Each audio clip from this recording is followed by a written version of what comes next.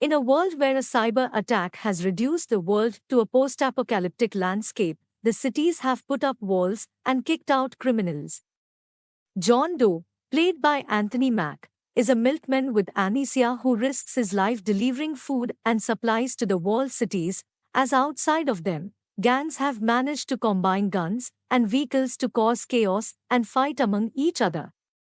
One day, while in New San Francisco, John Doe is approached by Raven, the chief operations officer of the city, who gives him the opportunity to become a citizen of the city by completing one task, as she needs a package picked up in New Chicago.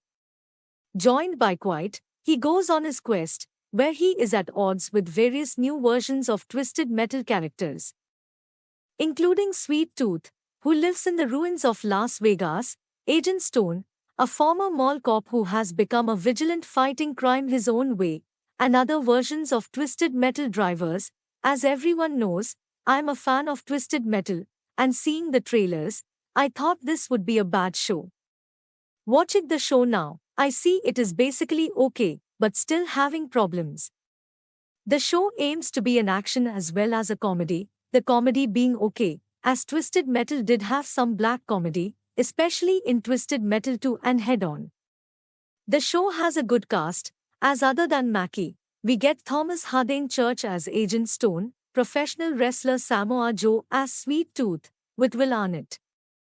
the man most would know as the voice of Batman in the Lego movie, doing the voice of the killer clown, as well as other actors playing characters like Preacher, Bloody Mary, and even Amber Rose and Granny Dread, two characters I thought would never see the light of day due to being in Twisted Metal 3, which was made by 989 Studios, a company a majority of the Twisted Metal fanbase hated.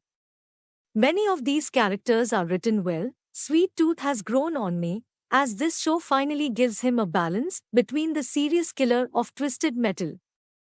Black, with the humorous side of him in Twisted Metal, Head On, despite only having one episode where he is the main focus.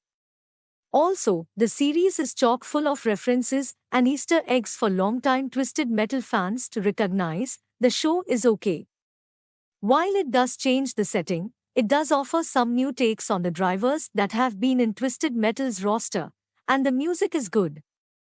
However, some minor gripes I have is some of the comedy doesn't stick and there is not much car combat, the latter being more tolerable, as it could be to avoid the show going over its budget. As a Twisted Metal fan, this is a great show that does a new take on the franchise, and I hope if it gets renewed, the show gets a higher budget to allow more vehicular carnage.